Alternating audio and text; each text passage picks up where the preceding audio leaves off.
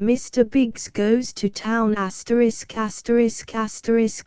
Biggs goes to town by Nelson S. Bond. When Lancelot Biggs started in the soap-making business on this asteroid, he got strange results. Transcriber's note: this text was produced from Amazing Stories, October 1942. Extensive research did not uncover any evidence that the U.S. copyright on this publication was renewed. One thing is certain. When bigger and better shirts are made, the officials of the corporation which underpays us will stuff 'em.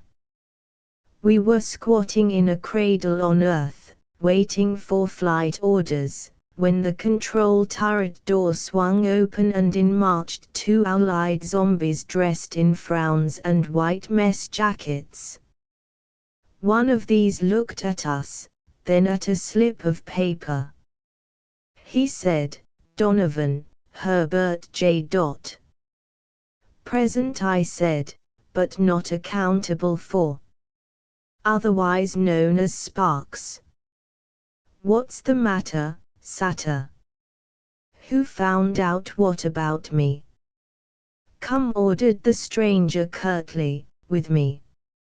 And he jerked a thumb in the general direction of the doorway. "Cap Hansen, he's the skipper of our space shuttling freighter, the Saturn, bridled like a mick at an orange man's ball. If there's one thing he cannot tolerate, it is hearing anyone else issue orders on his bridge." His brows congealed into fur-lined cumulus clouds. "And what," he demanded, "is the meaning of this, if I may ask, gentlemen?" The other white-clad studied him briefly. "Hansen?" he queried. "Captain Waldemar V. That is my name, sir." "And why?"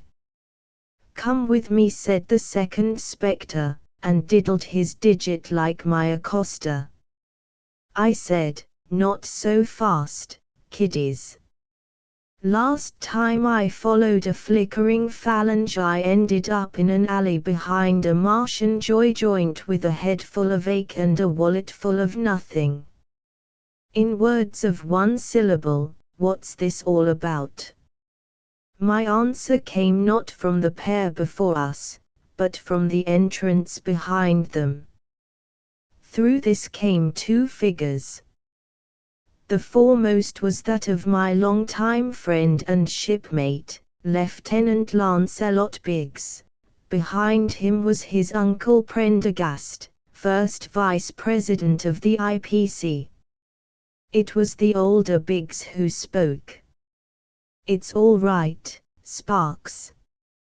These men are acting under company orders.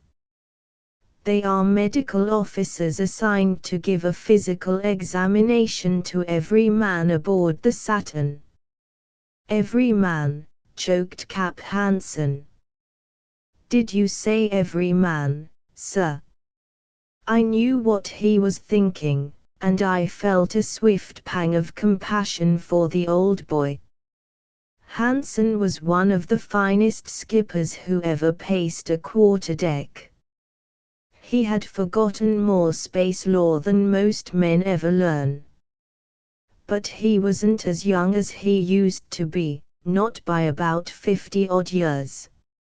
Although Cap looked hale and hearty, his joints were beginning to stiffen like a mud pie on mercury, and sometimes, if you stood beside him in a quiet room, you could hear the dim clank and clatter of his arteries hardening.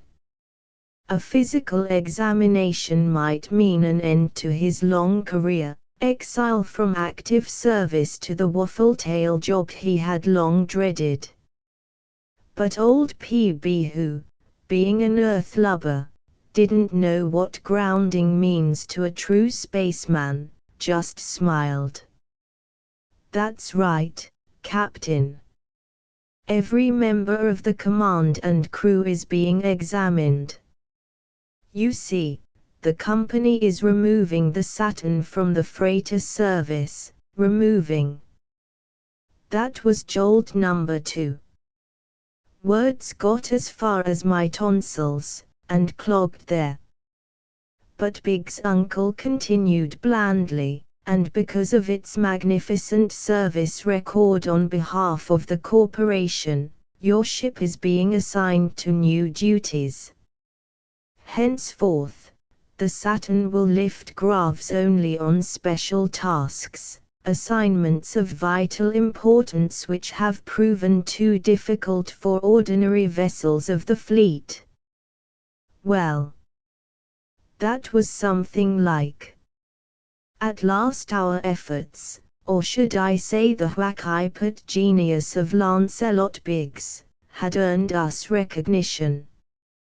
My waistcoat buttons tugged at their moorings, and glancing at my comrades, I saw they shared my pride. Cap Hansen's huge grin threatened to slice off the top of his head, while Lancelot Biggs' sensitive Adam's apple was galloping up and down in his throat like a runaway yo-yo. "Well, now," said Hansen, gratified. "That being the case, I can quite understand why physical exams are necessary, sir. But do you feel that everyone?" Everyone nodded. The vice president, from highest to lowest. "Everyone aboard this ship?" "Yes, Captain Hansen. Those orders have been issued, and cannot be altered." Biggs gurgled happily. "Tell them what our first assignment is, Uncle Prenny." "Ah, yes. Of course, Lancelot. Captain Hansen, you are doubtless cognizant of the, delicate situation upon the planetoid Iris." "Delicate?" I snorted. Of course Cap knew about it. We all did. It was the top-ranking scandal of the decade. A group of privateers, seeking a base from which to pursue their nefarious exploits, had established themselves upon innocent, helpless little Iris. There, though it was plain to everyone that the diminutive, rodent-like Iriseans were being actually held in peonage, the Corsairs had set up a puppet government, thereby procuring territorial rights against which the Interplanetary Council could not file demurrer. "So, delicate?" I snorted. "That situation smells worse than pole pussy perfume in a telephone booth. What the Space Patrol ought to do is go in there and grab those rascals, Sparks," frowned the old man. "That will do." But he turned questioning eyes to his superior. "Why doesn't the Space Patrol do something about it, sir?" "Because," pointed out Uncle Prenny, "the privateers are, speaking from a purely legal standpoint, quite within their rights. The patrol cannot move against them because to do so would be to violate the standards of freedom upon which the Interplanetary Union is founded. But everybody knows they're crooks, pirates." "True. But by glancing back over the pages of man's history you will learn that it is always the crooks who twist law to serve their own evil purposes. These privateers moved to Iris, became citizens of that planetoid. Then, by brute force, they seized control of the political machine, voted themselves into governing power. With such power, it was an easy matter to pass laws forbidding exercise of Space Patrol rights of search and apprehension, extradition, prohibiting further immigration of peoples from civilized planets. I said, hey, wait a minute. There's one thing they can't do. According to interplanetary law, no government can forbid the right of free trade, barter and exchange. Lancelot's uncle smiled. Absolutely right, Sparks, he agreed. And that is where we come in. A dead silence followed his pronouncement. Then the air began sizzling with a hot, frying sound. That was Hansen preparing to blow a verbal fuse. He exploded like a retread on a hot day. So, he roared. So that's the kind of a company I've been working for all these years. Well, Vice President, here's my rocket. He tore his precious spaceman's emblem from his breast and hurled it to the floor. And here's my brevet. He ripped the golden epaulets from his coat, and heaved them after the rocket, and the hell with you and the IPC, sir.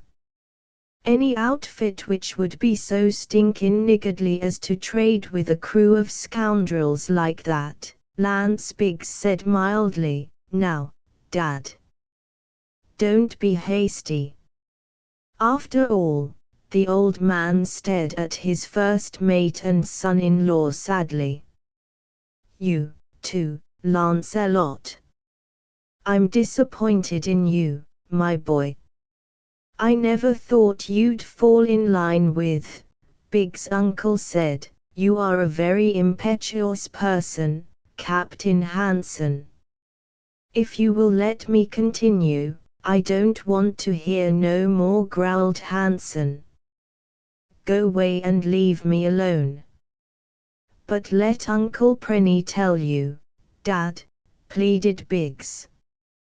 The hell with, he can tell me, I broke in.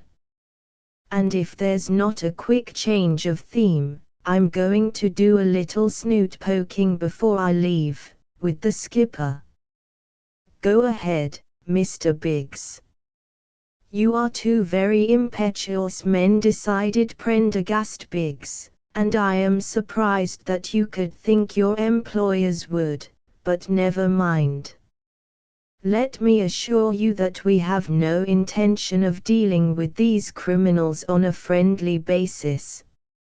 On the contrary, we are going to do our utmost to break their grip on the suffering citizens of Iris. As Sparks has already commented, there is one thing the usurpers of Iris cannot legally do. That is, forbid the right of free trade and commerce between other planets and the captive Irisians. On the other hand, they can forbid the establishment of any community, outpost, or permanent trading station upon their planetoid. They can prevent unwanted outsiders from becoming citizens of their base. In short, strangers may visit Iris, but they cannot stay there. Then, why, began the old man. However, continued the vice president, there is a loophole they have overlooked. That is the clause in interplanetary law which reads, any person or group of persons who discover, create or otherwise develop a hitherto undeveloped industry dependent upon the natural resources of any planet in the system are granted the privilege of establishing settlement upon that body for a period not to exceed 35 solar years. He smiled at us. That, gentlemen, is the entering wedge with which we plan to crack the defenses of these tyrants who hold Iris in their grip. I stared at him confusedly. I don't get it, sir. You mean we're going into some kind of business on Iris? Precisely, Sparks. But what? Iris is just a bleak little hunk of rock swinging in the asteroid belt. It doesn't have any soil to grow things in, any bodies of water to fish in. It doesn't have any natural resources we can develop. So what excuse are we going to offer for barging into Iris? We need no excuse for barging in, Sparks pointed out Lancelot Biggs soberly. It is our right and privilege to do so. All we need do is claim we mean to develop a new natural industry, and by space law they are forced to admit us for a 10-day investigatory period. If by the end of that time we have proven our right to remain, they must let us do so. And we, being on Iris, can then call upon the Space Patrol to protect our property. The patrol can move in, and wipe out the pirates. Sure, snorted Cap Hansen. Sure, that all sounds swell. But in 10 measly days what new industry are we going to develop on Iris? Like Sparks says, they ain't no natural resources. Oh, that, smiled Biggs' Uncle Prendergast. Why, that has already been arranged. We are going to make soap. Soap, gasped Cap Hansen. Soap. I bleated. Pardon me all to hell, sir, but somebody's crazy. Soap isn't a natural resource. It doesn't grow on trees or come up out of mines. You make it out of oil and fats and, we're not thinking of that kind of soap, Sparks.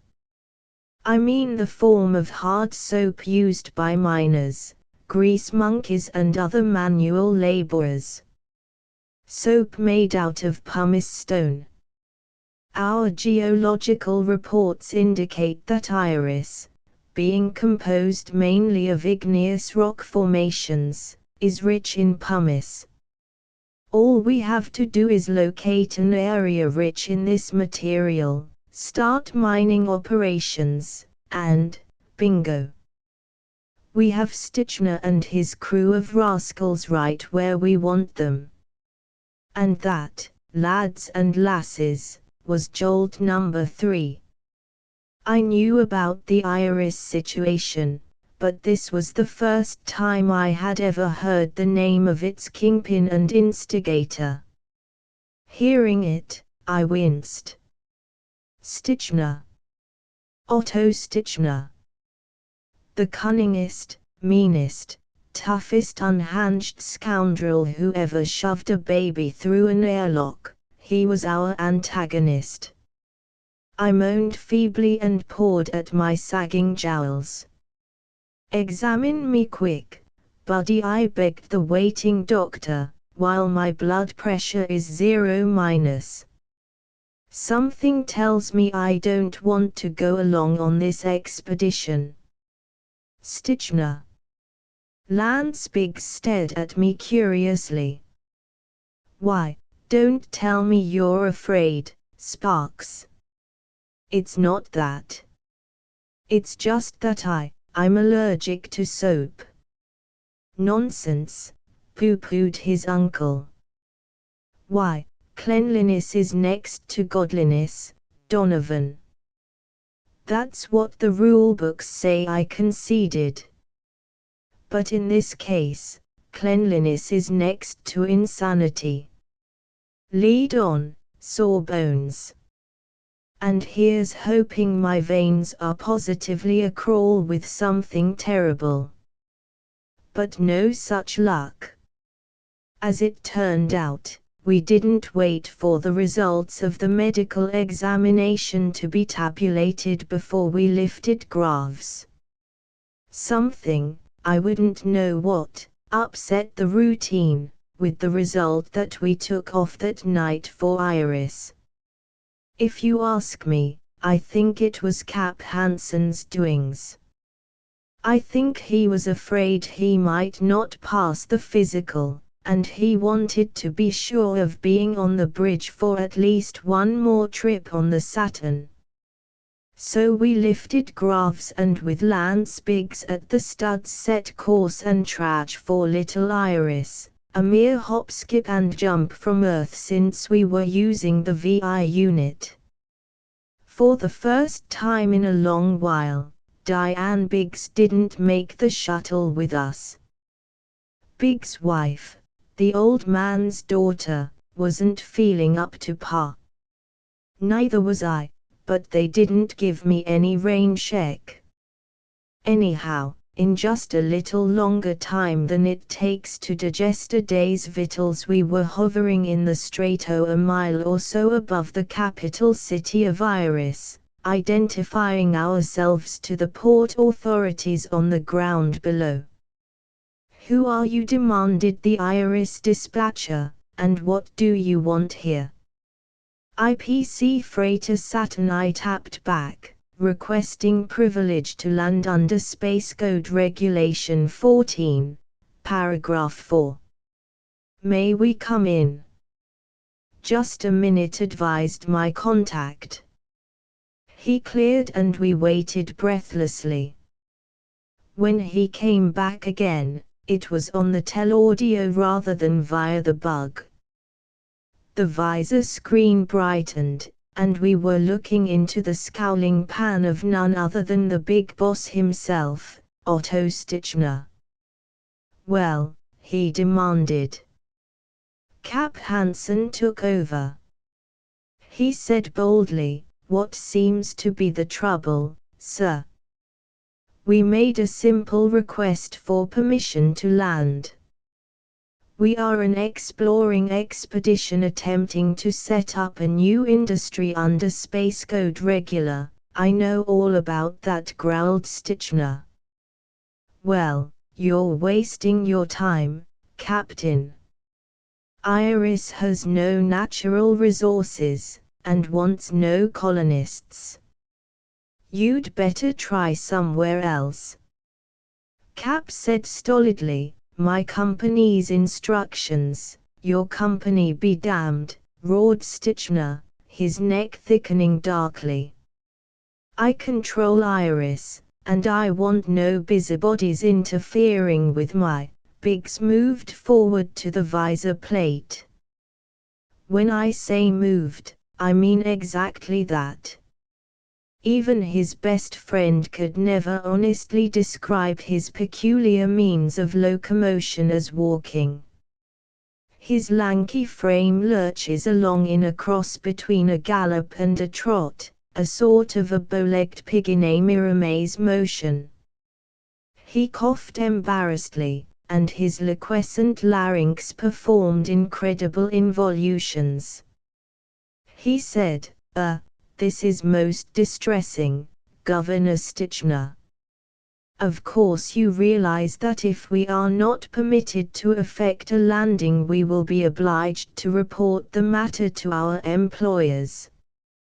And they, in turn, will naturally report it to the Space Patrol." Well, that did it. Stichner was playing a cautious, tricky game. Trying to get by within the barest shadow of the law. In order to bar the Space Patrol from his domain, he had to live up to certain interplanetary regulations which forbade their marching in on him. His eyes flashed dangerously, but he gave in. "Very well, gentlemen. You may land. But remember, you have only 10 days in which to prove there are natural resources upon Iris which you can develop commercially. If in that length of time you have not succeeded, you must leave." "We understand that," said Biggs. "Thank you, sir." And so, unwanted guests of a most unwilling host, we laid the Saturn down in the lair of an acknowledged band of space pirates. It was a piece of daring which, had I had time to consider it, would have given me more goose pimples than a Siberian fan dancer. But as it happened, I was too busy to bother about it. For, as Biggs was maneuvering the Saturn to its cradle, my bug started chattering, and it was Joe Marlowe calling from Luna 3. What he had to say was plenty. "That you, Donovan," he tapped. "Greetings, pal. They ache today." "What?" I shot back. "Are you talking about?" "Your feet, of course. We just got the reports from the medical examiners. They say your tootsies are as flat as a pair of toad flounders. That makes you the same at both ends, doesn't it?" I stiffened.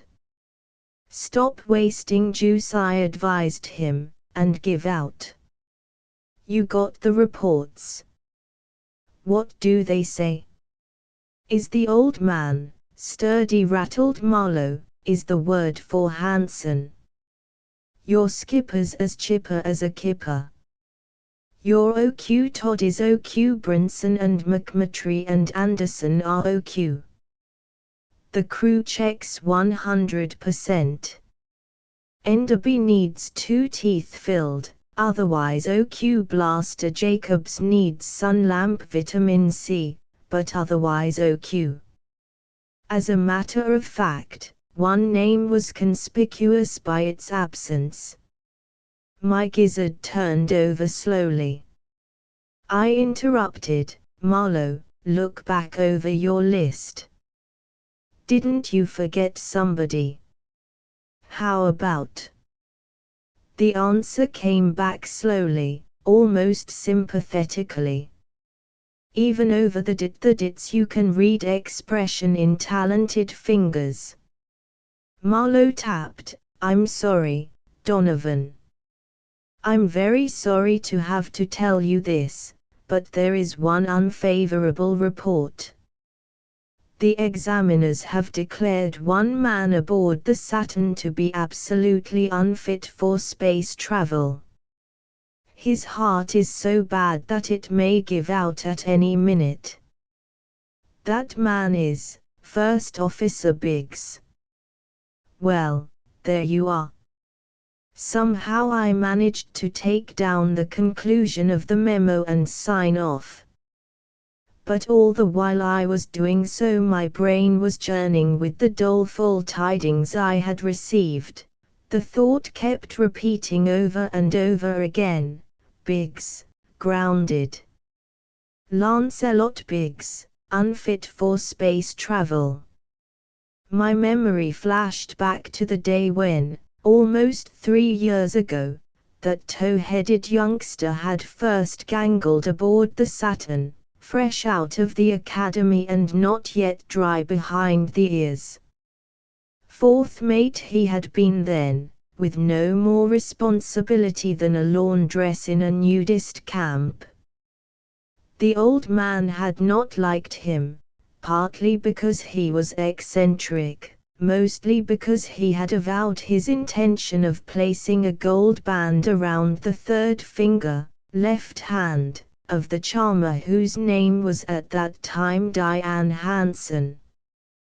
But somehow Lance Biggs had overcome these handicaps, by persistence worked himself up to the position of first officer, by wit and guile and intelligence come through every obstacle set before him, by sheer determination proven to the skipper that he would make a good son-in-law. His inventive genius had given mankind the velocity intensifier unit, the uranium speech trap, the first safe way of descending to the planet Jupiter. Oh, why go on? Biggs' discoveries are as prominent as the Adam's apple in his neck, and that's plenty outstanding. But now, his future assured, his erratic past behind him, Biggs was to be exiled from the space he loved. Biggs, grounded. Lancelot Biggs, unfit for space travel. So coursed my gloomy thoughts as I sat there in the silence of my radio turret. I did not even notice the Saturn was easing into a cradle. My first intimation that we were on Iris came with the arrival of Cap Hansen. He came burbling into my cubby, happy as a bee in a honeysuckle vine. "Oh Q, Sparks, we done it. We're on Iris. Shoot a message to Earth that we, hey. What's the matter? Sick?" Without a word I handed him my transcript of the report. He scanned it swiftly. "Ah, the medical report, eh? Glory be, Sparks, this is wonderful.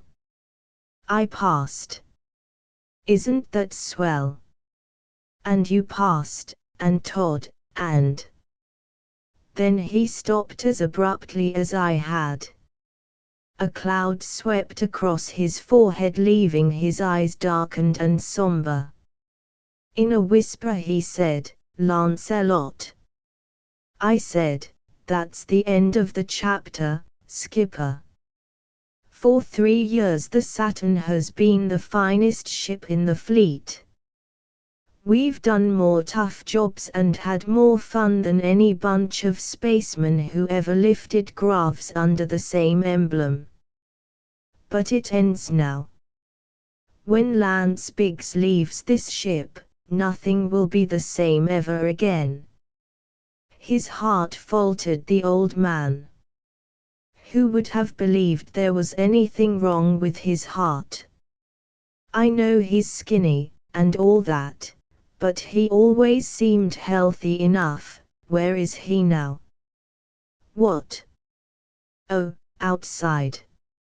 He's trying to make a purchase of some real estate, Sparks. It don't matter much just where he buys, so long as he buys. The whole asteroid's honeycombed with pumice pockets, you see. All we got to do is buy up some land, start digging, produce hard soap and earn the right to remain here.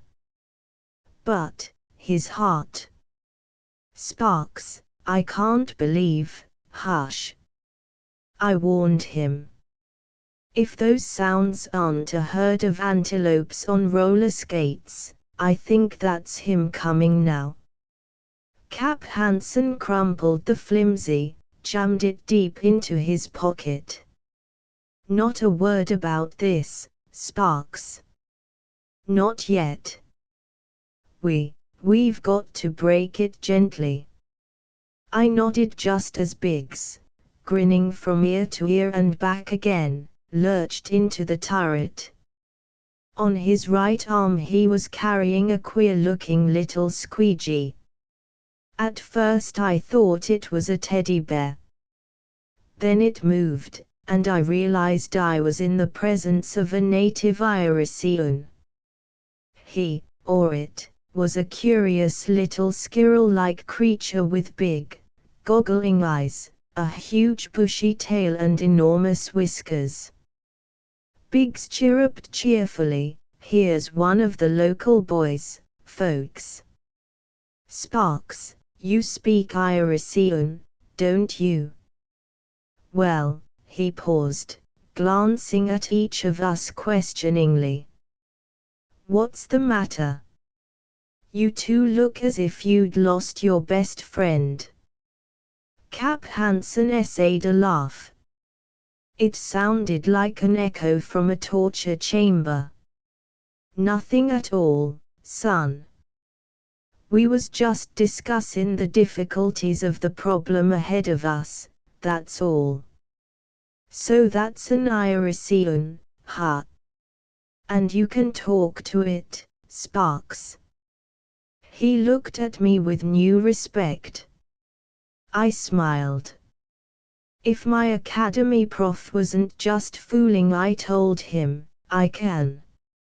And I turned to the little rodent, twisting my lips into a series of purring whistles which meant greetings. Fwee twirtle twirtle pwwht, replied the Irisean. Cap Hansen looked at the asteroid disconsolately. Needs oilin', don't he, Sparks? Not a bit. That's his native tongue. He said, how do you do? Yeah.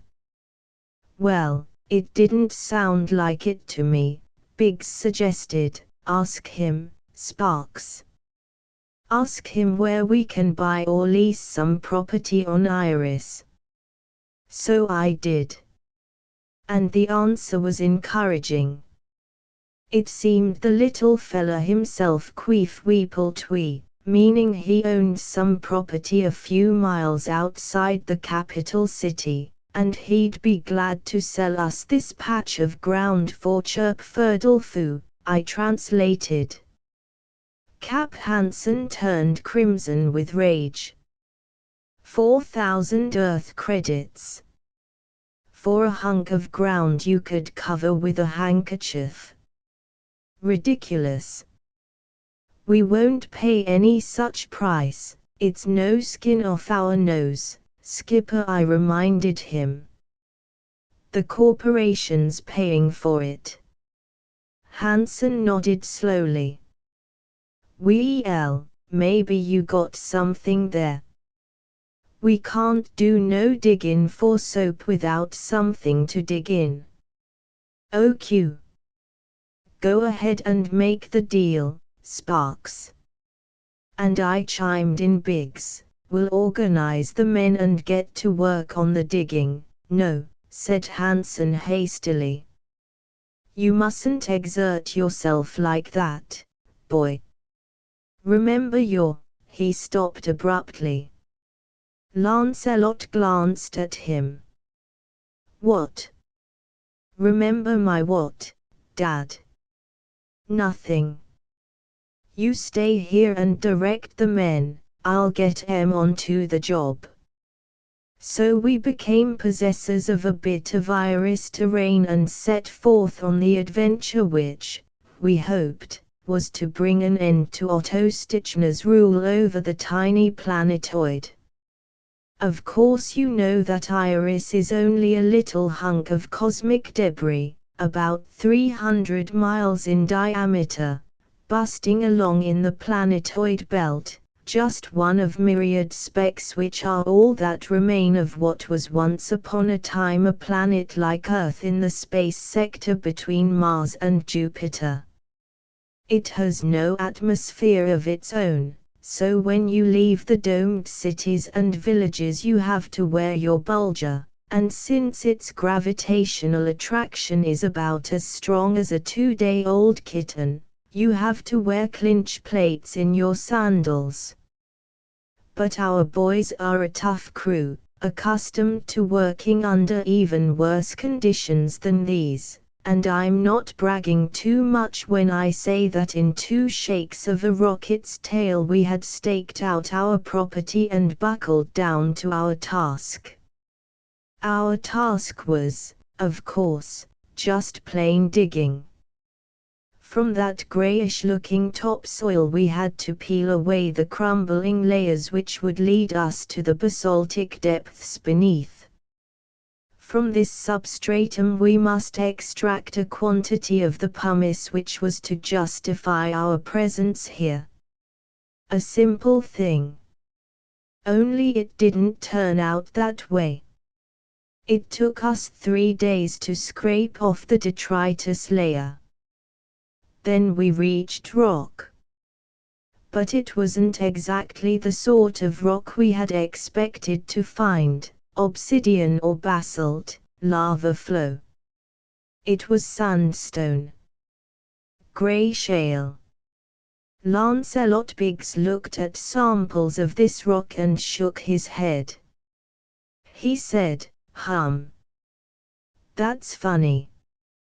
Sandstone is not an igneous formation. You know, I don't know nothing, said the old man, except we ain't got too much time to spare. Let's get on with our job. So we kept on digging. We had to use atomotors. The rock layer was tougher than a blue plate steak, but slowly our blaster chunked its way through, to a layer of slate. Cap Hansen said worriedly, You reckon they might have made a mistake back on Earth, Lance, boy? This here roofing material don't look like what we was supposed to find. Maybe there's pumice underneath, but, frankly, I said, I doubt it. Pumice is the result of air bubbles mixing with an uncooled lava mixture. Slate is a sedimentary deposit. I think we've stumbled across a punk piece of ground, myself. We'd better go buy another hunk of property. Biggs. Lancelot Biggs said soberly, if we want to locate pumice, I'm afraid so. I've been reading up on geological structure, and all the evidence indicates that. Go see what you can do, then, Sparks ordered the old man. You're the only one of us which can talk Irasian. See if you can buy a nice soap mine somewhere. So I went. And I got nowhere, fast. The Irasian from whom we had bought this piece of property was nowhere to be found. He had disappeared. No other native of the tiny planet would even listen to my pleas. The moment I started talking shop, they covered their fuzzy ears with furry claws and scuttled away. Things began to make sense. In this maze of mystery I detected the fine touch of Otto Stichner. So I sought him in the armed citadel he called his gubernatorial White House. I put the question to him bluntly, which does not necessarily mean boldly, because to tell the truth my knees were shaking like a bowl of unchilled jello when I marched into his guarded study. Land, repeated Stichner, land, Mr. Donovan. I'm afraid there is no property for sale on Iris. You see, everything here is owned by the government. Private individuals cannot buy or sell land. I said, but only 5 days ago we bought a piece of property from an Irasian named TSWRL. At the time, he mentioned that he had other properties for sale. But now I cannot seem to find him. TSWRL. TSWRL. Ah, yes, said the governor thoughtfully, TSWRL. I remember now. An unfortunate incident. So careless of TSWRL. He was killed in an accident a few days ago. Just the day before the Irasian government passed the new law forbidding the further sale of private properties, you know. In other words, I said, your bunch of thugs did him in. Is that it, Stichner? Stichner said silkily, you do us an injustice, Mr. Donovan. We who control the government of Iris operate within the law at all times.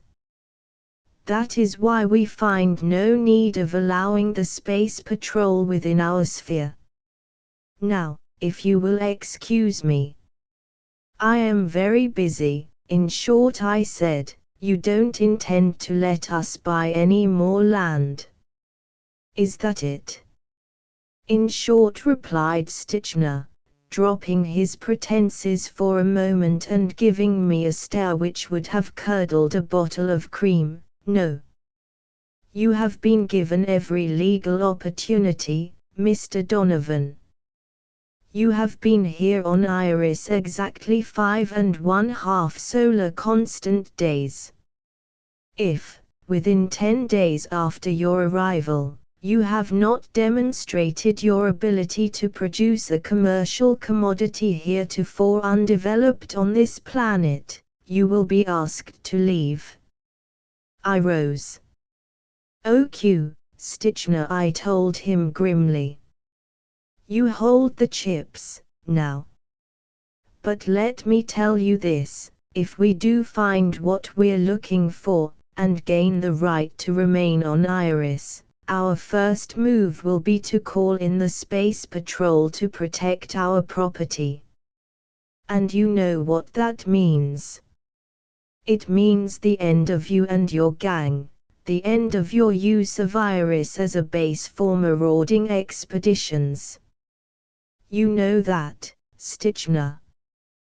That's why Stitchner's face mottled unhealthily. He said in a grey voice, "You are talking dangerously, Donovan. Be careful no accident stops your wagging tongue. If anything happens to me," I promised him, "you'll receive a visit from the Space Patrol before you can start a nebula hypothesis, Stitchner." "That's been arranged." His lips were a white slit through which he gritted. "I quite understand, Donovan. But don't underestimate Otto Stitchner. Even for that eventuality I am prepared. Now, get out." "Moreover," I began. I said, "Get out." So I concluded my story to the skipper and Lance Biggs. I scrammed across the bridge and over the lake and up to camp, here. And thus endeth my little attempt to buy more land. It just can't be done, boys and girls. That's a dead duck." The old man frowned. He said, "Yeah, there's no use squawking about it. Stitchner holds the whip hand. The worst of it is, he'll probably be able to kick us off Iris without doing a thing to bring in the patrol. I mean, we'll get the gate strictly legal. Because we still ain't found no sign of pumice, and we're pretty deep now, well, Lancelot." Biggs had been thinking. You can always tell when he's thinking, because his feet shuttle from side to side like spectators' heads at a tennis match. "Now," he said, "across the what and over the what, Sparks?" "Seriatim," I told him, "bridge and lake." "So what's that got to do with the present situation?" "The problem before the board is, I was just wondering," commented Biggs, "how there should be a lake on the planetoid Iris, and why. As we know, there are no natural bodies of water on this tiny orb. Therefore they must be artificial." "All right," growled the skipper, "so they're phony. Maybe Stitchner's got a sense of beauty." "Sure," I agreed. "What he likes best is a lovely dagger, attractively decorated with nice, fresh blood." "Cap's right, Biggs. We're not here to marvel at the scenic wonders of Iris. We've got a job to do, and we're getting nowhere, fast." "You mean," said Biggs, "our excavations?" "I've been thinking about that, too. And it is beginning to make sense to me. You know my motto, Sparks, get the theory first. I think I've solved the theory, now. The only thing which still remains is to put it into practice.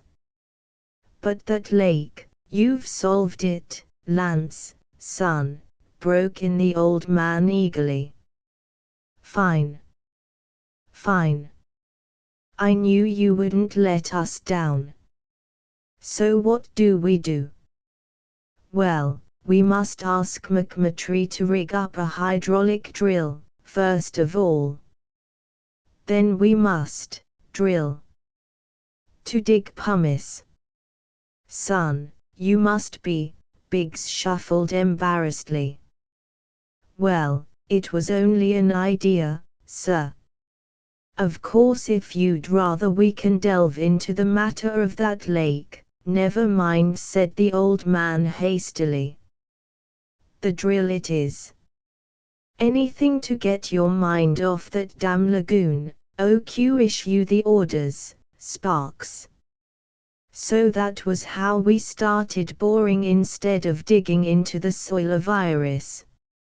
And of course the shift of operations consumed still more of our ever-dwindling allotment of time. It took McMurtry and his black gang a full day to rig up the hydraulic drill, and another day to set the cast so it would run true. The next day we spent watching the Diamond Head romp up and down in its casing, interrupting the steady chug-chug. Every once in a while so Lancelot Biggs, who was watching the operation with the care and feverish attention of a mamma duck, could study the bore facing. He wiped his hand around the friction-heated facing and studied the granules. I craned over his shoulder and got a glimpse. I moaned. No go, Lance. That still isn't pumice. I'm afraid Stitchner wins.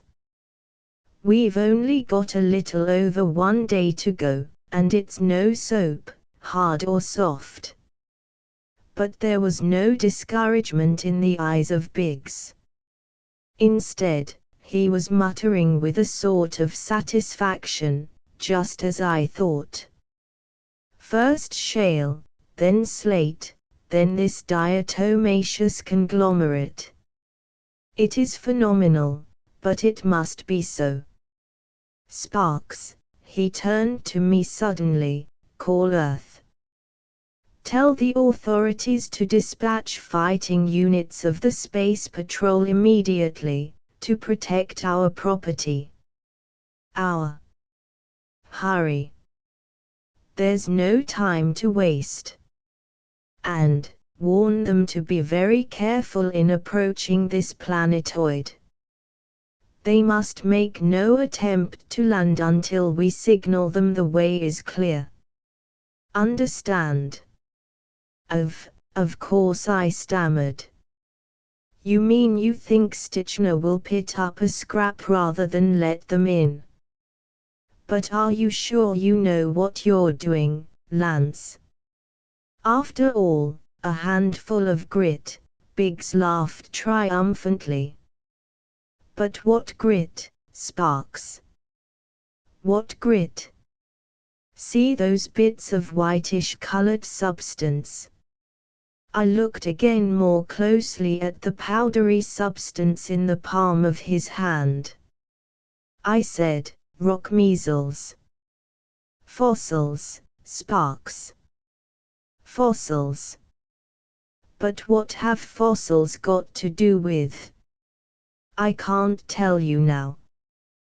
There is too much to be done. I've got to go down, for one thing, and have a look at that artificial lake beside the governor's mansion. Cap Hansen, who had been off supervising the boring operations, came up behind him just in time to overhear these final words. He asked, "Still talking about that lake, Lancelot? What for? Why do you have to go down there and snoop around?" "Because," explained Biggs, "I've been worrying about it, and I've just decided why it was built. Well, Biggs said slowly, Stitchner is a pirate, right? Doubled and redoubled, I conceded, in spades. So what? We know he has a fleet of swift space cruisers, no? Yes. Well, then, where are those cruisers? I gulped and stared at him. So did Hansen. Then the two of us shook our heads and said together, I don't know. Neither do I, admitted Biggs grimly, for certain. But logic tells me it can be only one place.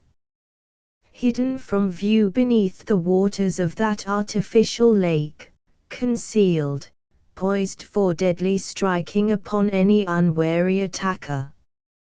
And there's an example of typical Biggsian reasoning. It had never occurred to either of us to wonder at the absence of a space fleet we should have known must be somewhere around. But the moment Biggs hurled his bombshell, we knew he must be right. It was the only explanation which satisfied the mystery of the lake on Lakeless Iris. Stitchner moored his spacecraft underwater to hide them from the view of potentially hostile visitors. From their aqueous vantage point they could emerge in the split of a second, guns spewing lethal flames to smash down the patrol if and when the patrol ever moved to capture Stitchner's stronghold. I yelped, "Great swooning serpents, let me get to my bug," and started for the ship's radio. But Biggs grabbed my shoulder. "Not so fast, Sparks. Don't send any warning about the lake in your message, not even in company code. Stitchner is a clever man. His experts might discover we knew their secret, and that would be just too bad, for us. We'd upset their apple cart, yes, but we wouldn't be alive to enjoy the fruits of our victory. And," he grinned wryly, "oddly enough, I have an ardent desire to keep on living." It was the suddenness of his words which trapped the old man. He nodded and said reassuringly, "Of course, my boy. And you will." Why, these days a bum ticker doesn't mean anything. Lots of men have M and perk right along. Then he stopped, crimsoning, as he realized what he had said.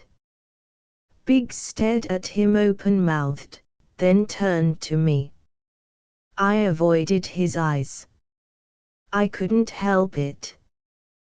Biggs said, "Bum ticker, Dad." Hansen said miserably, "I'm sorry, boy. I meant to break it gentler than that, but it sort of slipped out." "You mean," said Biggs dazedly, "I didn't pass the physical examination?" It showed my heart was bad." I nodded. "That's right, Lance. But it can't be. I feel perfect." His eyes darkened with a new fear. "I'll be grounded," he cried. Hansen said, "I'm sorry, son. But you'll still work for the corporation, of course. And you'll have lots of time at home with Diane. It's even better than batting around in space." But he wasn't kidding a soul. Least of all Lancelot Biggs, who, for a moment, turned his back to us.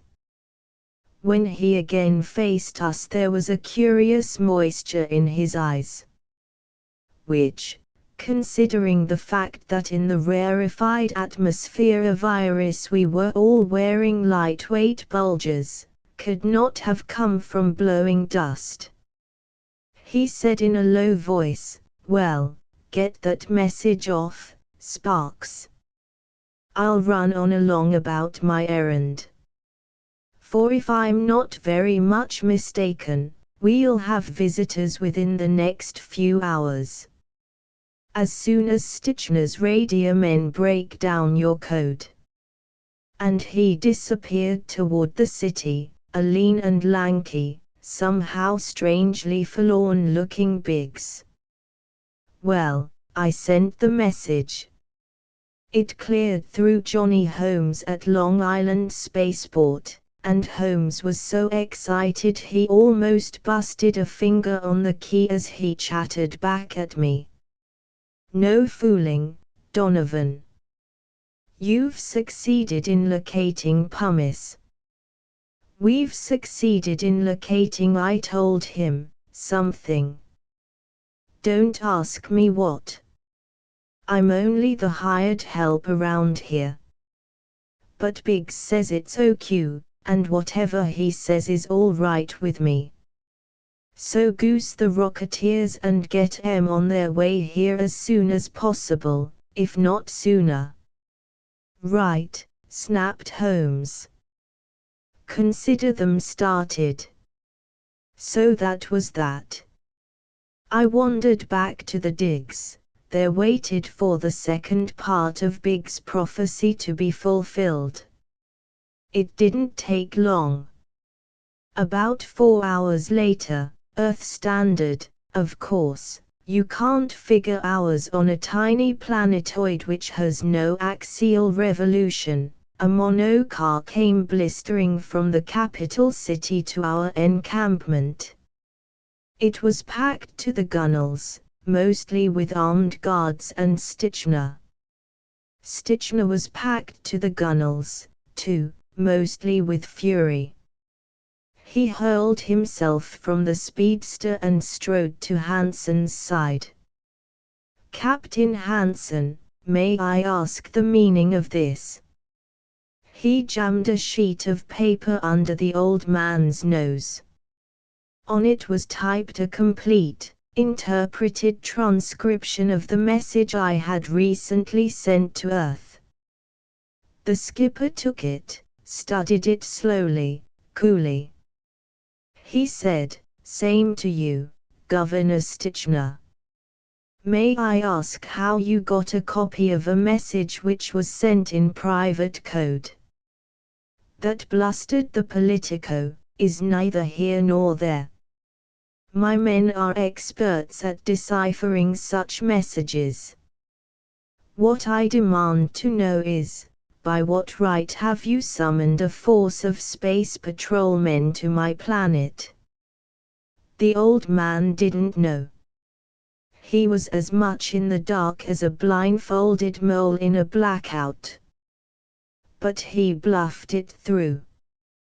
"Why," he said calmly, "under Regulation 19, Section 17 of the Space Code, of course. To protect our property." "Property?" roared Stitchner. "What property? Don't try to pretend to me, sir, that you have succeeded in finding pumice on this terrain."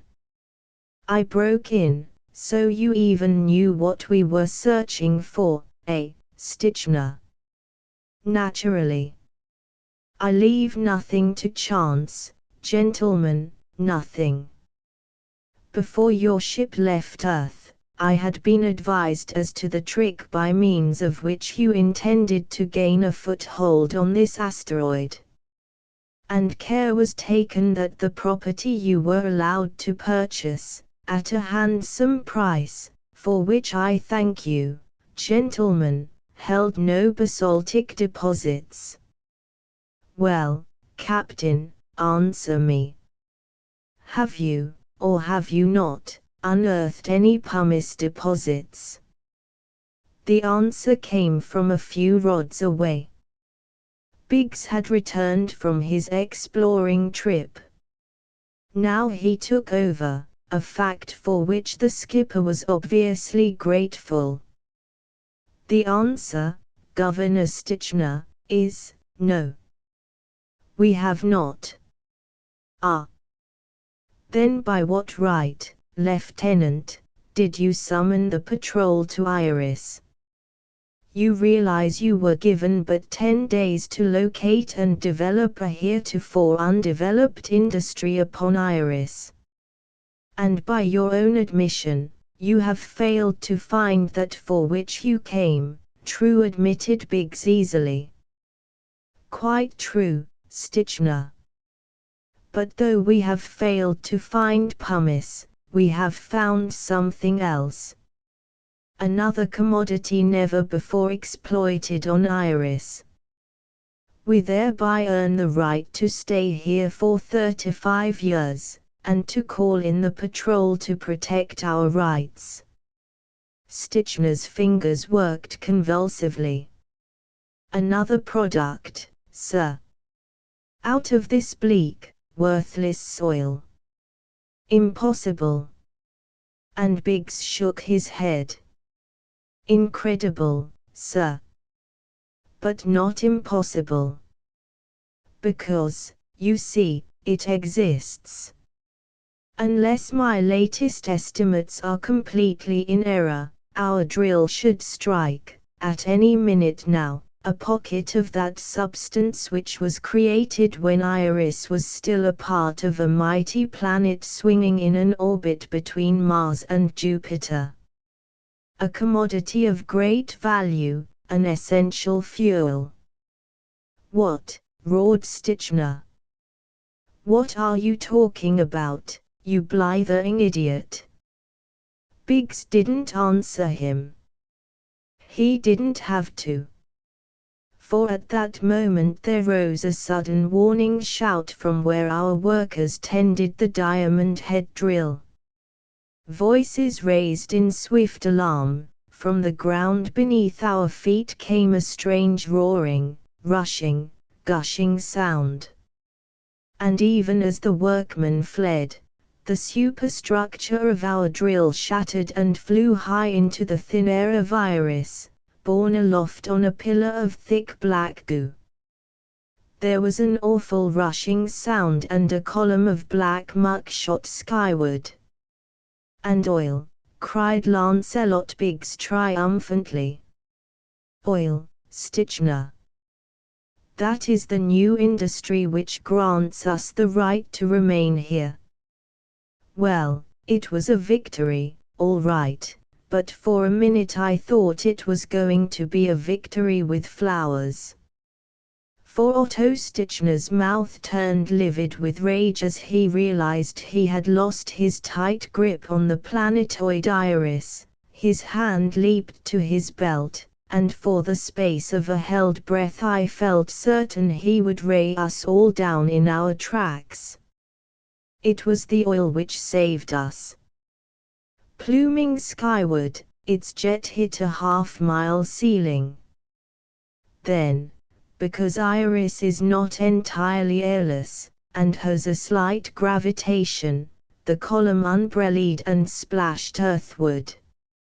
A viscous rain began splattering all around and over us. A greasy black torrent which turned us all into tar babies before we could duck for shelter. Stitchner gasped, choked, and raced toward his monocar.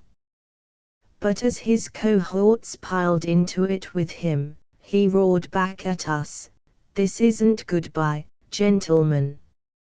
I have other and more important things to take care of right now.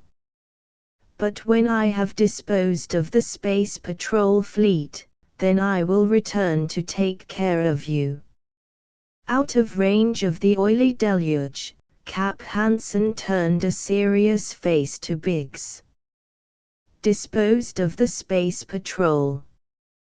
What does he mean?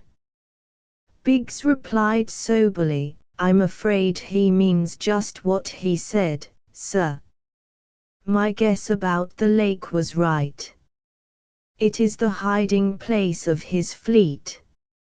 Stitchner will flee there now, man his ships, and lie in wait for the patrol. When the fleet arrives, I said, well, then, golly, let's lift the Saturn out of here. Beat it out into space, and stop the fleet. But Biggs shook his head. No, I have a better plan than that.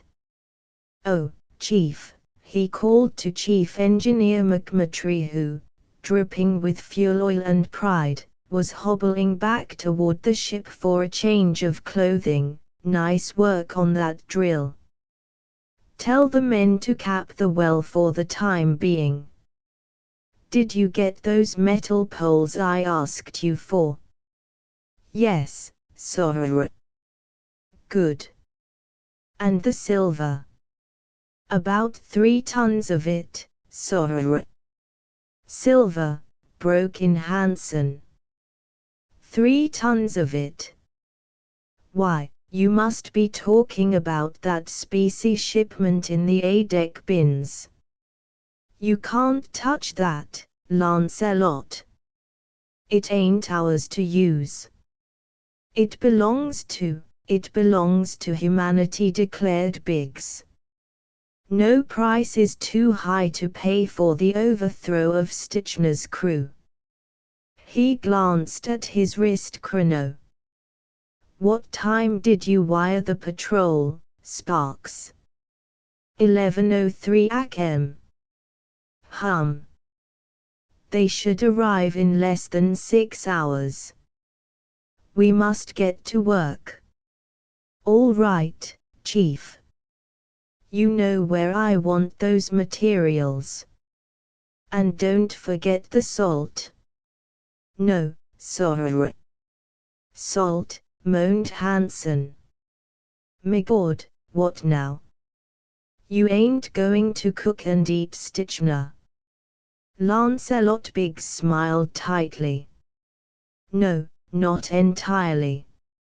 All I'm going to cook is his goose. What happened in those next few hours makes sense to me now, but it didn't while it was going on. I'll admit that without a tremor. But, then, few ordinary mortals do understand what L. Biggs is driving at until he pops up at the end of his endeavors with a QED clenched in his molars. All I knew was that by the time our gang got from the camp down to the capital city, Stitchner and his crowd had disappeared.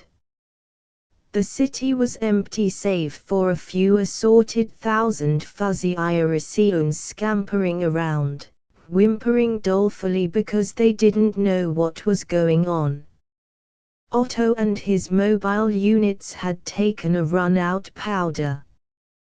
But, as Biggs had hunched it, they hadn't gone far.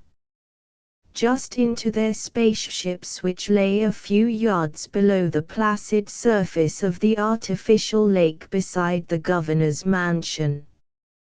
Under Biggs' directions, McMurtry's men got going. Their first move was to dump a hold full of ordinary table salt, residue of a cargo we had never completely discharged, into the lake. That was screwy enough, and drew a murmur from the old man. His murmur changed to a moan when they followed this move by dumping into the lake those bins of silver ore which Biggs had mentioned. Then came the wackiest part of all. Biggs implanted one of the 2 metal uprights McMurtry had forged for him in the southernmost extremity of the lake. Then, with the help of a tractor crew, of course, the things were 20 feet long, he set its mate at the other end of the lake, connected wires from the posts to the hypertonic motors of our ship.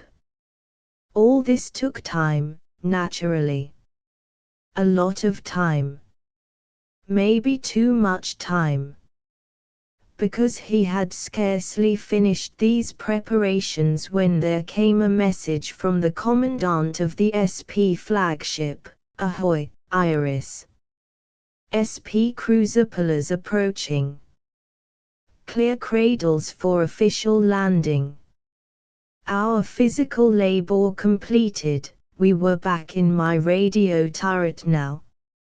As we picked up this omniwave call, Biggs spun to me excitedly. Sparks, contact Stitchner immediately. I twisted the dials, finally succeeded in picking up the wavelength of the submerged Iriseum governor's set.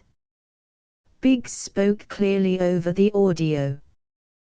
Governor Stitchner, this is Lieutenant Lancelot Biggs aboard the Saturn.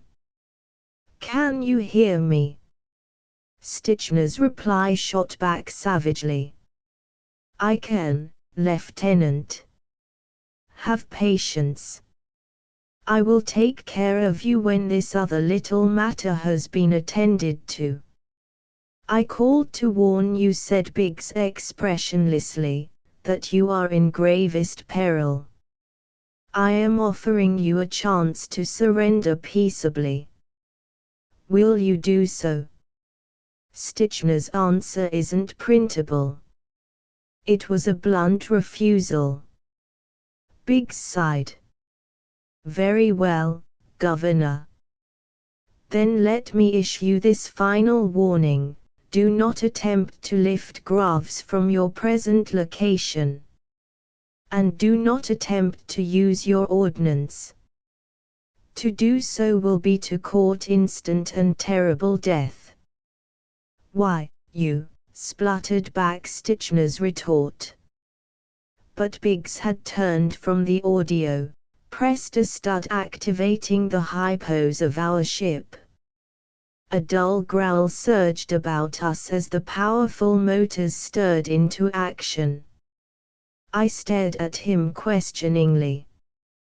What are you trying to do, Lance? Scare Stitchner into surrendering? No, Sparks. I meant every word I said. Look at the lake. I flashed on the visilens, swung it to cover outside. And what I saw there broke a gasp from my lips. The surface of the lake was alive with tiny, frothy bubbles. The whole lake was seething with motion. Cap Hansen cried, "Sweet saint, now I understand. You've turned that lake into a stew kettle. You're boiling 'em alive." No. I contradicted. It can't be that. The ships are insulated against the absolute zero of space. Heat and cold mean nothing to them. Electricity. You must be electrocuting them, Biggs. You're half right, acknowledged my lanky friend. Not electrocuting, though. He never finished his sentence. For at that moment there came to us over our still connected audio the voice of Governor Otto Stitchner issuing a command to his men. Fleet, prepare for action. Set studs. Battle formation. Set to lift graphs. No, cried Biggs. Don't, Stitchner. It will mean death to you all. Ready, rasped the stern voice. Follow me. Lift. There sounded the rising tumult of mighty motors thundering into action. Then, the fools, cried Lancelot Biggs pityingly. The poor doomed fools. Why wouldn't they believe me? And my eyes swiveled to the visiplate once more, just in time to see the last act of the little drama.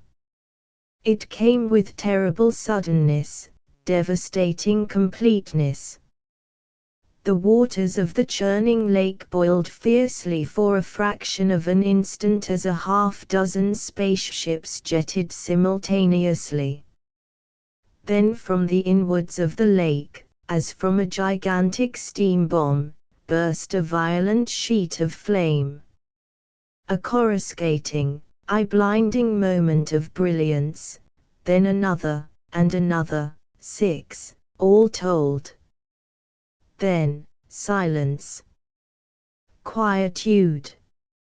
And the sad voice of Mr. Biggs saying, "Cut the connection, Chief McMurtry.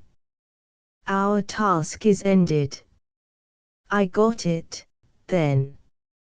I'm slow, but eventually I always straighten things out. I stared at Biggs with a sort of horrible fascination. I said, "So that's it. You didn't try to harm them. You simply electroplated their ships." "That's it," Sparks acknowledged Biggs sadly. "And when they attempted to jet from the lake, their blasts backfired against the silver barricade deposited over their ports. Their ships exploded like living bombs. Later, as our workmen reversed the polarity of Biggs' gigantic electroplating apparatus to reclaim as much as possible of the silver used in the operation, the commander of the Space Patrol fleet stopped by to offer his congratulations. "It was a magnificent job, gentlemen," said he. "We commend you on having helped the system in ridding itself of one of its few remaining pest holes. Henceforth, the Irisians will govern themselves in freedom and contentment. Meanwhile, if your corporation wishes to maintain its property rights on Iris, we shall of course honor your discovery of fuel oil." He paused, staring at Biggs. "But how did you know there was fuel oil on Iris, Mr. Biggs?" Other geologists had never detected its presence. Biggs flushed. "I didn't know," he confessed. "As a matter of fact, I suspect that little oil well will run itself dry in less than 2 days. You see, it can be but a tiny pocket, at most. The asteroid is mostly composed of igneous rock formations. My guess is that it comprised the side of a volcanic mountain on the planet of which it was once, ages ago, a part. When the planet exploded, a minute portion of the mountain valley was torn away with this fragment. It was from this ancient peat bog the oil derived. I began to guess there might be a vestige of oil when we dug up black slate. That is the invariable residue of submersion.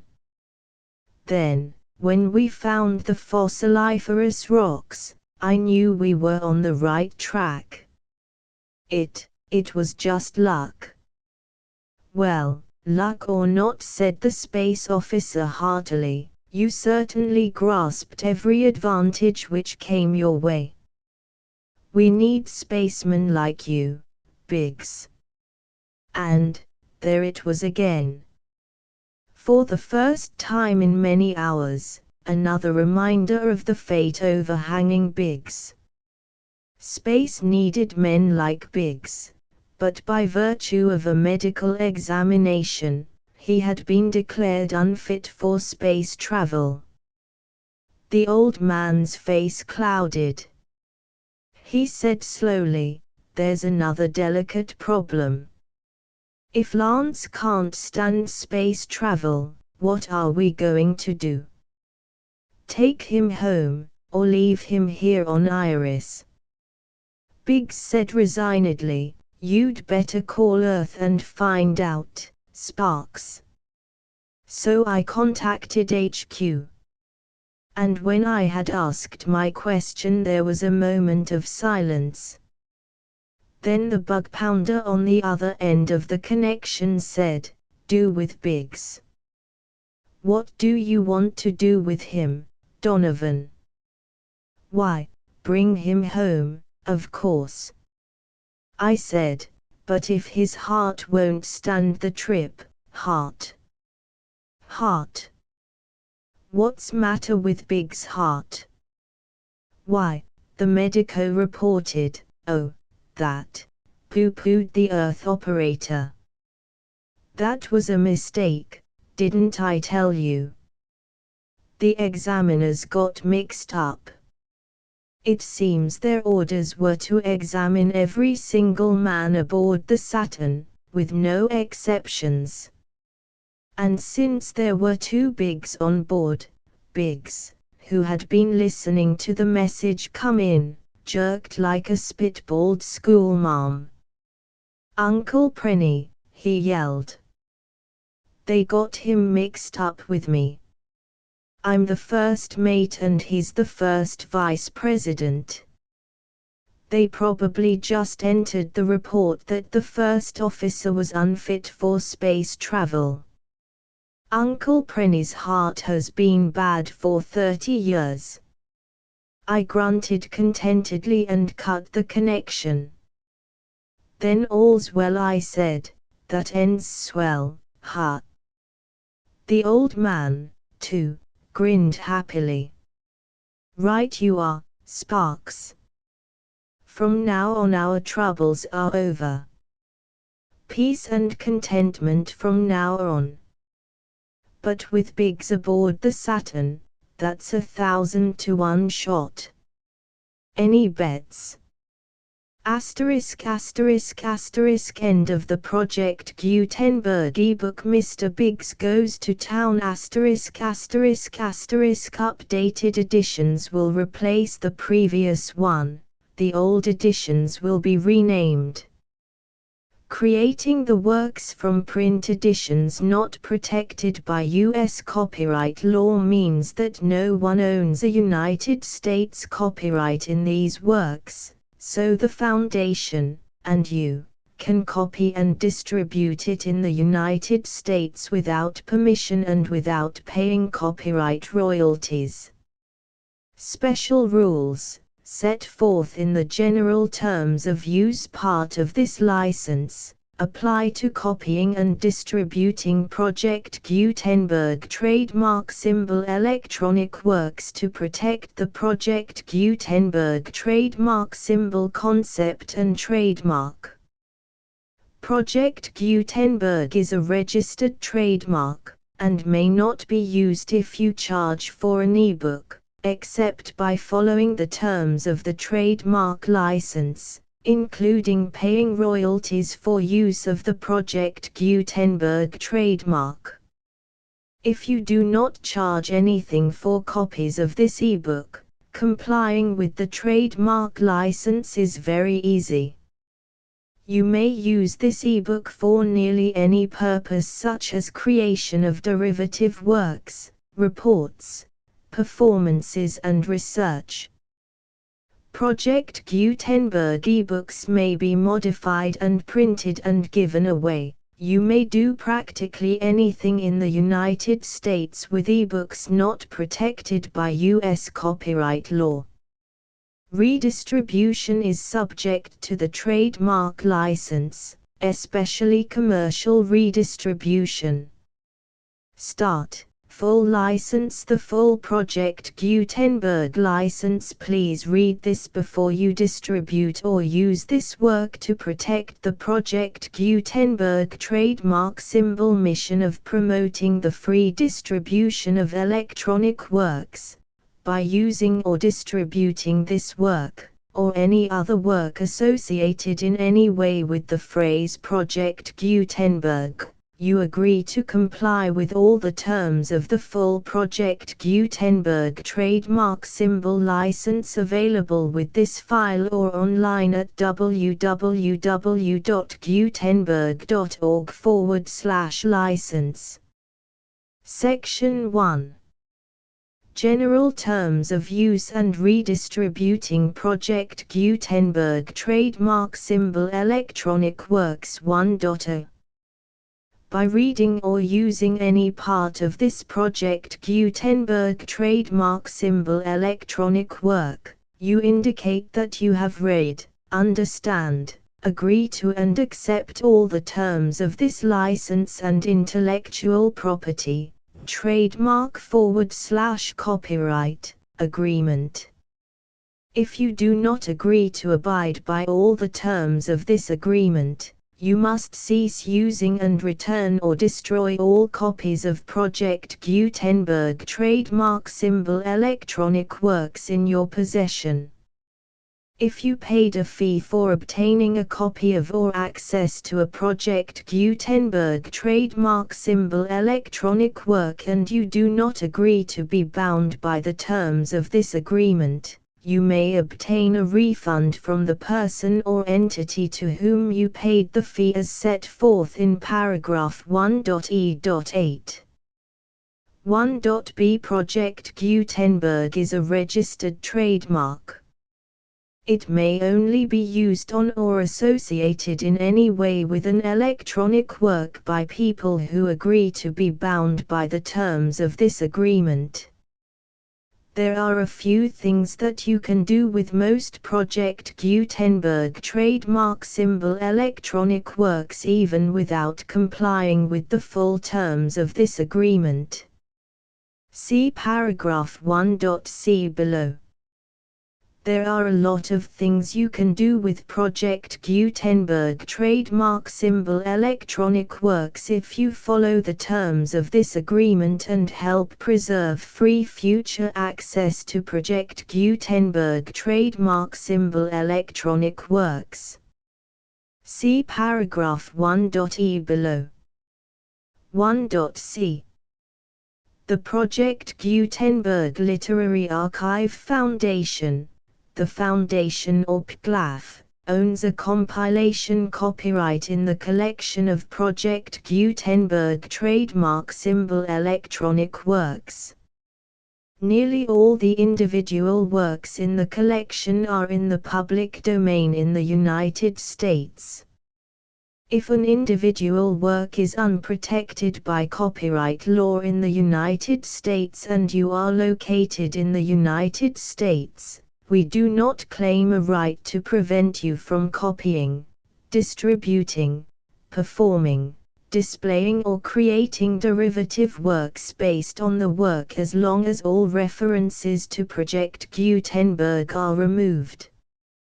Of course, we hope that you will support the Project Gutenberg trademark symbol mission of promoting free access to electronic works by freely sharing Project Gutenberg trademark symbol works in compliance with the terms of this agreement for keeping the Project Gutenberg trademark symbol name associated with the work. You can easily comply with the terms of this agreement by keeping this work in the same format with its attached full Project Gutenberg trademark symbol license when you share it without charge with others. 1.d. The copyright laws of the place where you are located also govern what you can do with this work. Copyright laws in most countries are in a constant state of change. If you are outside the United States, check the laws of your country in addition to the terms of this agreement before downloading, copying, displaying, performing, distributing or creating derivative works based on this work or any other Project Gutenberg trademark symbol work. The Foundation makes no representations concerning the copyright status of any work in any country other than the United States.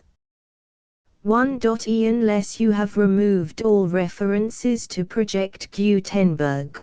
1.e.1. The following sentence, with active links to, or other immediate access to, the full Project Gutenberg trademark symbol license must appear prominently whenever any copy of a Project Gutenberg trademark symbol work, any work on which the phrase Project Gutenberg appears, or with which the phrase Project Gutenberg is associated, is accessed, displayed, performed, viewed, copied or distributed. This ebook is for the use of anyone anywhere in the United States and most other parts of the world at no cost and with almost no restrictions whatsoever.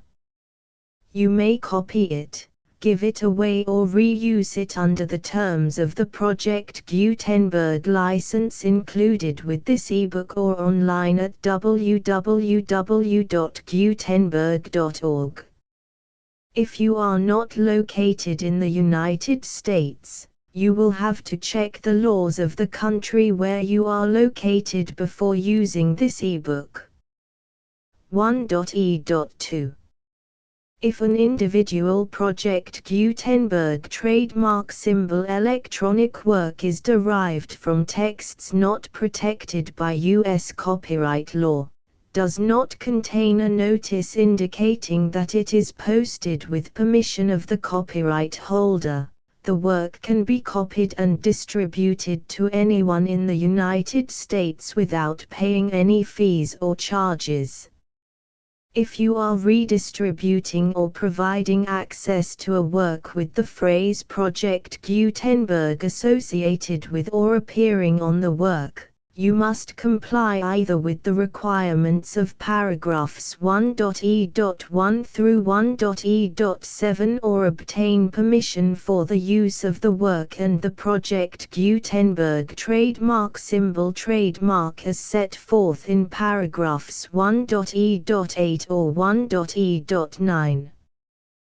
1.e.3 If an individual Project Gutenberg trademark symbol electronic work is posted with the permission of the copyright holder, your use and distribution must comply with both paragraphs 1.e.1 through 1.e.7 and any additional terms imposed by the copyright holder.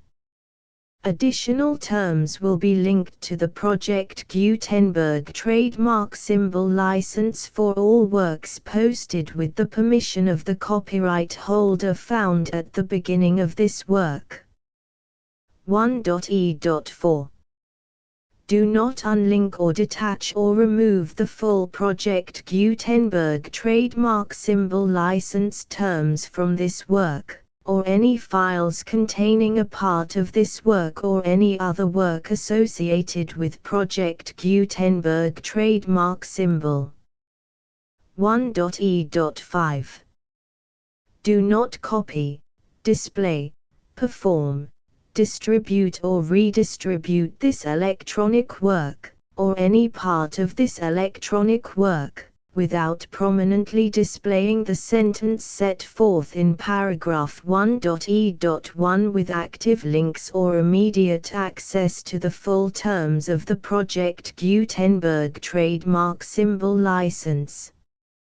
1.e.6 You may convert to and distribute this work in any binary, compressed, marked up, non-proprietary or proprietary form, including any word processing or hypertext form. However, if you provide access to or distribute copies of a Project Gutenberg trademark symbol work in a format other than plain vanilla ASCII or other format used in the official version posted on the official Project Gutenberg trademark symbol website, www.gutenberg.org, you must, at no additional cost, fee or expense to the user, provide a copy, a means of exporting a copy, or a means of obtaining a copy upon request, of the work in its original plain vanilla ASCII or other form. Any alternate format must include the full Project Gutenberg trademark symbol license as specified in paragraph 1.e.1. 1.e.7 Do not charge a fee for access to, viewing, displaying, performing, copying or distributing any Project Gutenberg trademark symbol works unless you comply with paragraph 1.e.8 or 1.e.9. 1.e.8.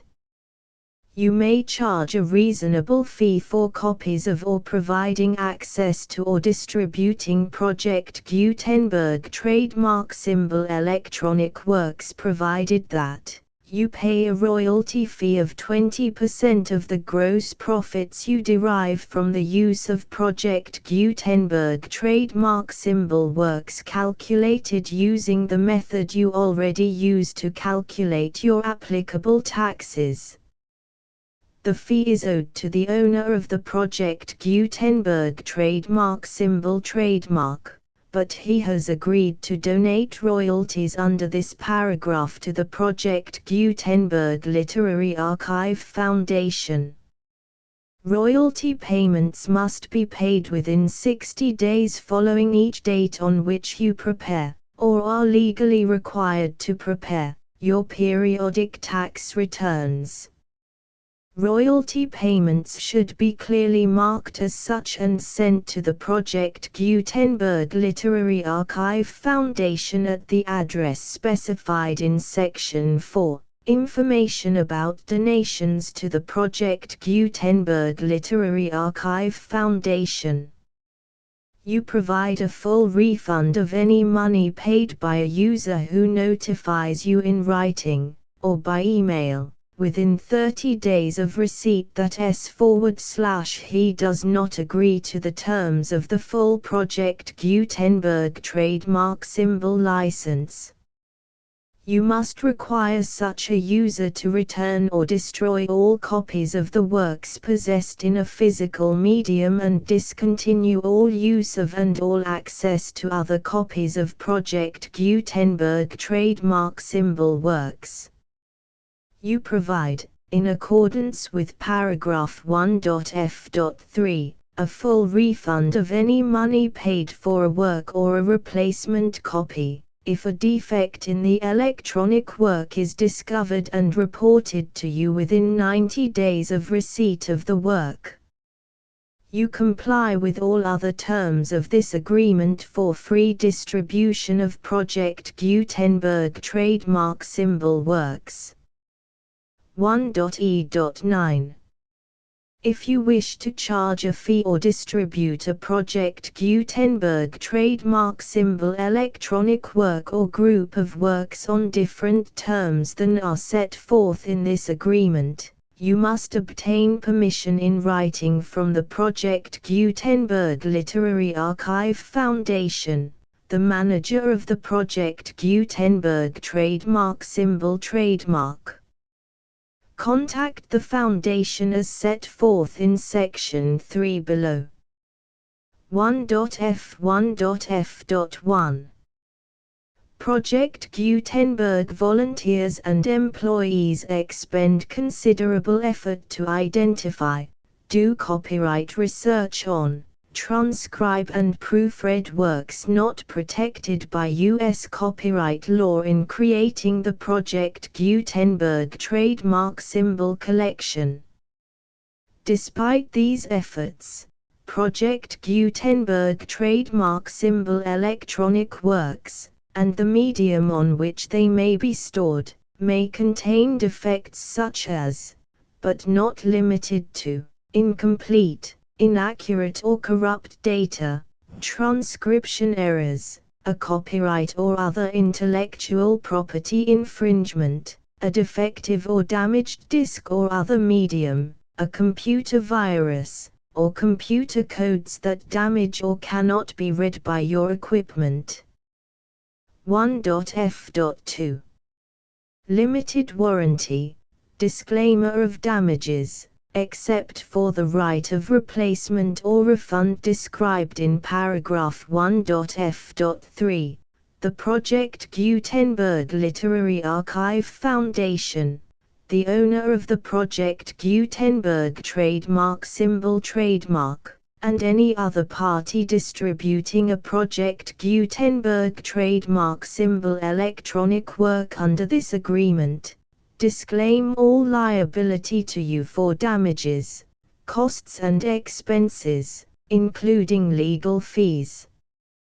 You agree that you have no remedies for negligence, strict liability, breach of warranty or breach of contract except those provided in paragraph 1.f.3.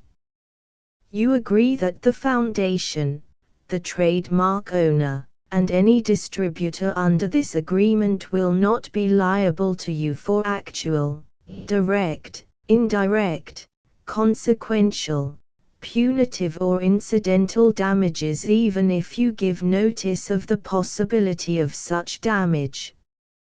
1.f.3.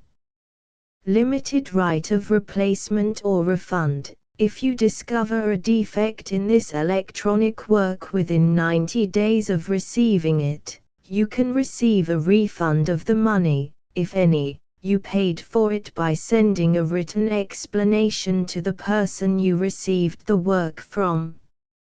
If you received the work on a physical medium, you must return the medium with your written explanation. The person or entity that provided you with the defective work may elect to provide a replacement copy in lieu of a refund. If you received the work electronically, the person or entity providing it to you may choose to give you a second opportunity to receive the work electronically in lieu of a refund. If the second copy is also defective, you may demand a refund in writing without further opportunities to fix the problem. 1.f.4. Except for the limited right of replacement or refund set forth in paragraph 1.f.3, this work is provided to you as is, with no other warranties of any kind, express or implied, including but not limited to warranties of merchantability or fitness for any purpose. 1.f.5. Some states do not allow disclaimers of certain implied warranties or the exclusion or limitation of certain types of damages. If any disclaimer or limitation set forth in this agreement violates the law of the state applicable to this agreement, the agreement shall be interpreted to make the maximum disclaimer or limitation permitted by the applicable state law. The invalidity or unenforceability of any provision of this agreement shall not void the remaining provisions. 1.f.6. Indemnity. You agree to indemnify and hold the foundation, the trademark owner, any agent or employee of the foundation, anyone providing copies of Project Gutenberg trademark symbol electronic works in accordance with this agreement, and any volunteers associated with the production, promotion and distribution of Project Gutenberg trademark symbol electronic works, harmless from all liability, costs and expenses, including legal fees, that arise directly or indirectly from any of the following which you do or cause to occur. A. Distribution of this or any Project Gutenberg trademark symbol work. B. Alteration, modification, or additions or deletions to any Project Gutenberg trademark symbol work, and C. Any defect you cause. Section 2.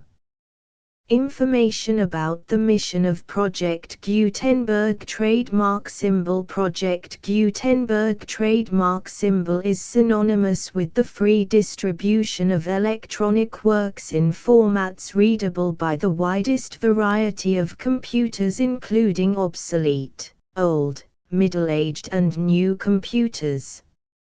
It exists because of the efforts of hundreds of volunteers and donations from people in all walks of life. Volunteers and financial support to provide volunteers with the assistance they need are critical to reaching Project Gutenberg trademark symbol S goals and ensuring that the Project Gutenberg trademark symbol collection will remain freely available for generations to come. In 2001, the Project Gutenberg Literary Archive Foundation was created to provide a secure and permanent future for Project Gutenberg trademark symbol and future generations. To learn more about the Project Gutenberg Literary Archive Foundation and how your efforts and donations can help, see sections 3 and 4 and the Foundation information page at www.gutenberg.org. Section 3. Information about the Project Gutenberg Literary Archive Foundation. The Project Gutenberg Literary Archive Foundation is a non-profit 501(c)(3) educational corporation organized under the laws of the state of Mississippi and granted tax-exempt status by the Internal Revenue Service. The Foundation's IN or Federal Tax Identification Number is 64-6221541. Contributions to the Project Gutenberg Literary Archive Foundation are tax-deductible to the full extent permitted by U.S. federal laws and your state's laws. The Foundation's business office is located at 809 North 1500 West, Salt Lake City, UT 84116, 801-596-1887. Email contact links and up-to-date contact information can be found at the Foundation's website and official page at www.gutenberg.org/contact section 4. Information about donations to the Project Gutenberg Literary Archive Foundation. Project Gutenberg trademark symbol depends upon and cannot survive without widespread public support and donations to carry out its mission of increasing the number of public domain and licensed works that can be freely distributed in machine-readable form accessible by the widest array of equipment including outdated equipment. Many small donations, $1 to $5,000, are particularly important to maintaining tax-exempt status with the IRS. The Foundation is committed to complying with the laws regulating charities and charitable donations in all 50 states of the United States. Compliance requirements are not uniform and it takes a considerable effort, much paperwork and many fees to meet and keep up with these requirements. We do not solicit donations in locations where we have not received written confirmation of compliance. To send donations or determine the status of compliance for any particular state, visit www.gutenberg.org/donate. While we cannot and do not solicit contributions from states where we have not met the solicitation requirements, we know of no prohibition against accepting unsolicited donations from donors in such states who approach us with offers to donate.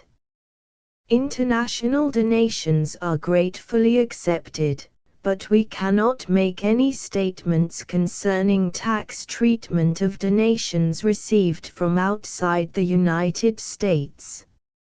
U.S. laws alone swamp our small staff.